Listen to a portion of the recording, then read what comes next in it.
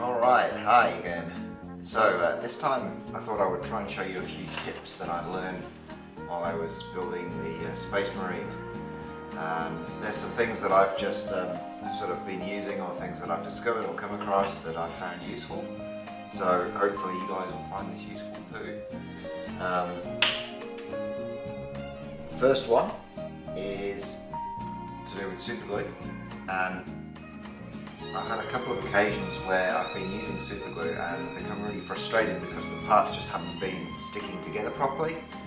Even holding them together for sort of 20-30 seconds, I would find that the parts were still pulling themselves to pieces again, and it was just really annoying. So eventually I worked out what it was, and it was to do with the temperature in my garage. It's basically just too cold. So when it's cold, there's not enough humidity in the air, and super glue dries with the moisture that's in the air around it.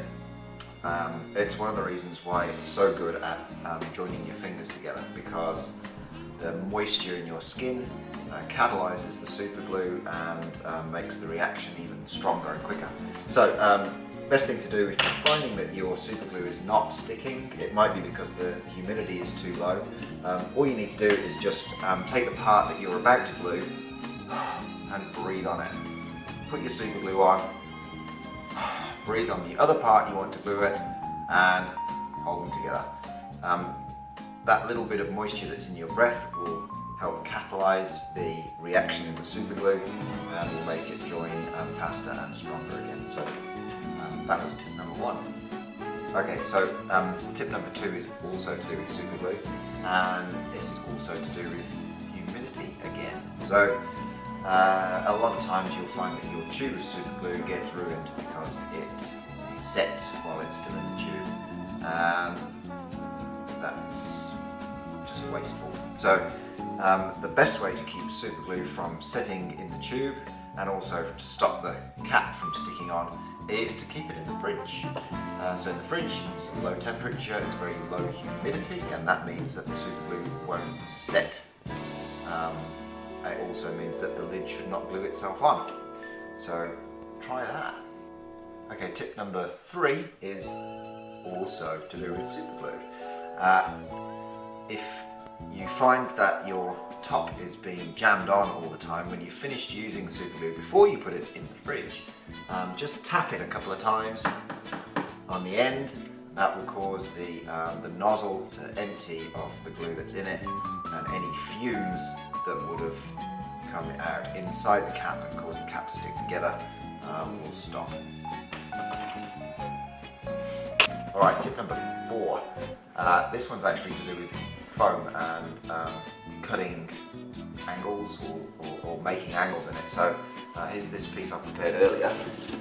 You can see in the chest piece for the Space Marine, there's a couple of folds on the back here where there's no line, there's no join, and that is because I've actually created the fold on the inside of the piece.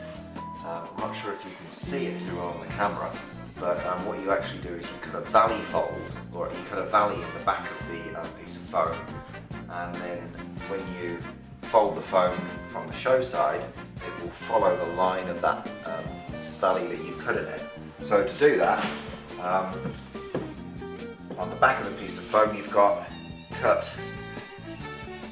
at an angle 45 degrees one way, then cut at an angle 45 degrees the other way. Take out the resultant piece of foam, and then you'll have a valley in the back of your foam. Now what that means is when you fold it, what you can see is that the fold will naturally follow that line. It's a really neat way of creating very clean, nice rounded folds on your pieces. So that's a really useful tip, particularly when you're dealing with this very thick foam that doesn't really like to fold. You can see I've also managed to create a sort of a nice rounded edge on this neck piece here.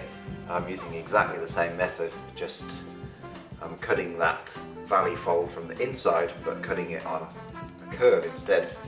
So That's particularly useful for this very thick 12mm foam. You probably won't need to use it for the 7mm foam, or if you're using even anything thinner than that, you probably won't need it.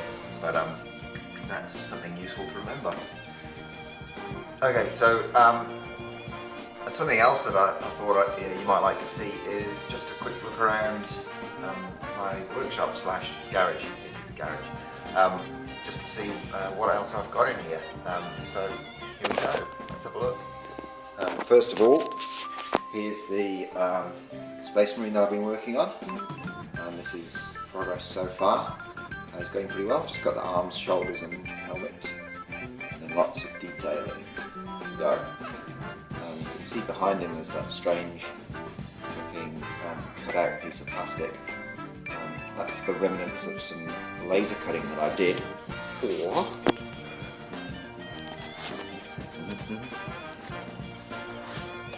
this bad boy. This is my Marty McFly jacket.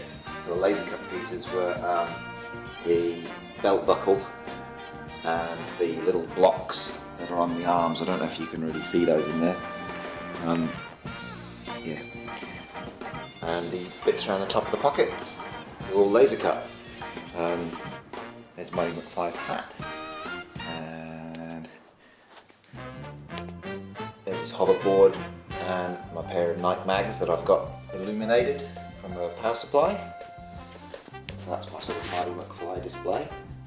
And then randomly underneath that, I've got my pulse rifle, Aliens pulse rifle, from those of you that remember the film. And that's actually made from 3 different Nerf guns. It still functions as a Nerf gun. And the shroud is made from MDF and PVC. Again, it's all, everything that's in here has been homemade by me. The hoverboard's made from cardboard. The night mags were from the base mags were from Singapore, but all the illumination and the straps was done by me. Yet pulse rifle, basically the shroud was completely from scratch. It's just the underlying gun parts that were the Nerf gun, and the grenade launcher at the front was made from a piece of PVC drain pipe. So the other thing I've got in here, you might have seen in my first video, is my Iron Man plugged into his power supply. So the eyes are lit up while he's on display. So is the arc reactor. Again, that's just all off a 12-volt supply. And pretty much all of him is stood up apart from the shoes. The stand for Iron Man is 3 broomstick handles, extremely cheap. And the 2 display cases that I've got, so the display case for Iron Man and the display case for the Marty McFly, are just it's one wardrobe. The sides of the Marty McFly wardrobe were actually the doors from this one, and the roof of that one was a shelf from this one. Then I just bought 2 glass shower sides off of eBay. They were $20 for the 2 of them, second hand, and then they're just placed over the front to give me 2 of the cheapest glass fronted cabinets you will ever get. Yeah, hope you enjoyed that, and see you around for the next one. Bye.